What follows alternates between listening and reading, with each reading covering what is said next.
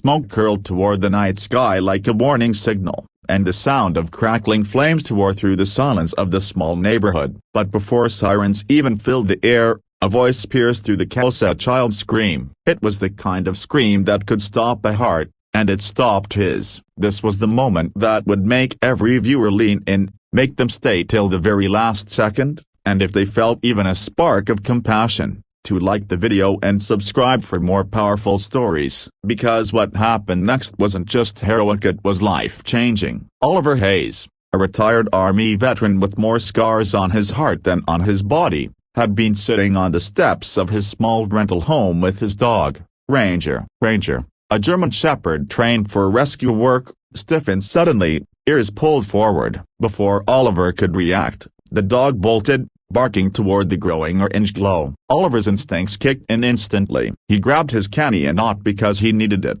but because old injuries reminded him occasionally of, and sprinted after Ranger. The house down the street was engulfed in flames. Windows burst outward from the heat, smoke choked the air, and a woman's panicked voice echoed, though distant, as she shouted for someone, anyone, to help her little girl still trapped inside. Fire trucks were minutes away, but the fire was seconds from swallowing whoever remained inside. Ranger barked furiously at the front door, tugging at Oliver's pant leg as if begging him to act faster. Oliver didn't hesitate. He threw his jacket over his mouth, pushed Ranger back for safety, and kicked the door in. He'd slapped him like a wall, blistering and alive, but he pushed through. He dropped low to the ground, crawling through the smoke, calling out into the darkness. A faint cough answered him. He followed the sound, finding a tiny girl curled beside the staircase, crying softly, too afraid to move. Oliver scooped her up just as a flaming beam cracked overhead and crashed to the floor behind them. As Oliver stumbled back toward the exit,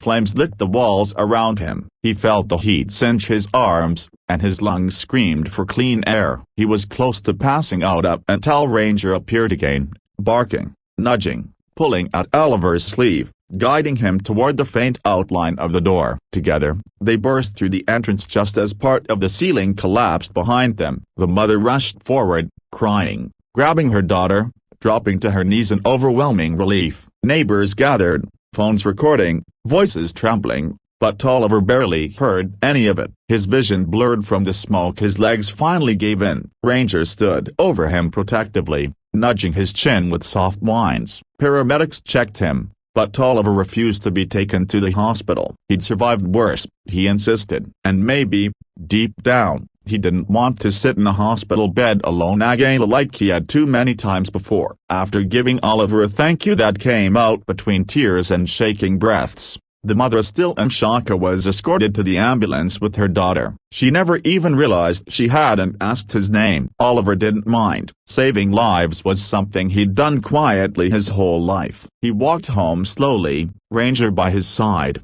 and went to sleep without expecting anything more from the world. But the world wasn't done with him. Hours later, just as dawn painted the sky gold, someone knocked loudly on Oliver's door. Ranger reacted first, barking once before sitting obediently at Oliver's feet. When he opened the door, he found a woman standing there in a tailored suit, makeup smudged from crying, holding her daughter close. Behind her was a black car, and next to it, a driver holding a silver briefcase. Oliver blinked in confusion. He recognized here the mother from the fiery, but now she looked different, more composed, more powerful. She stepped forward quickly. "Sir," she began, her voice trembling, "you saved my child's life. I didn't even get to thank you properly." "Yeah, I didn't know who you were," a broken bar, "until the neighbors told me. I'm Evelyn Carter." Oliver nodded politely, still tired, still confused. The name didn't mean much to him, but to most of the world,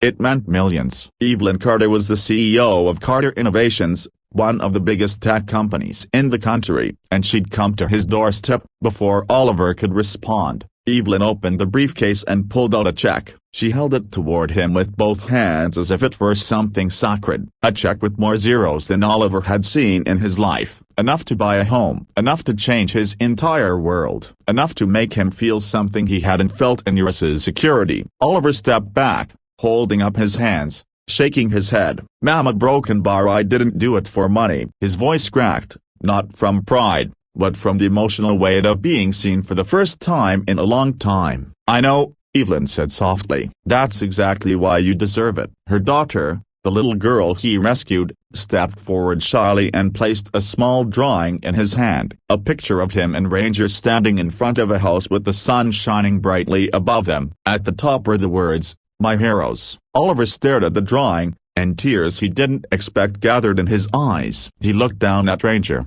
who wagged his tail proudly, as if understanding everything. "Please accept it," Evelyn insisted. "Not as payment, as gratitude, as a chance for you to rebuild the life you put on hold for people like us." Oliver looked between the check, the drawing, and the child's smile. For the first time in a long time, he felt something warm settle in his chest, and not fire, not pain, but hope. "I'll accept the drawing," Oliver whispered, "and a broken bar may be just a little help for Ranger." Evelyn laughed through her tears. She insisted again, but Oliver eventually agreed to something smaller, a modest fund for Ranger's care and training, and a job offer he didn't expect. Evelyn wanted him to lead a new security and rescue training program at her company. It was meaningful work, work he loved, and for the first time in years, he said yes without hesitation. The neighborhood soon learned the full story, and Oliver became a quiet hero, and not for the fame, but for the second chance he received. And he used that chance to help others. Ranger became something of a local celebrity,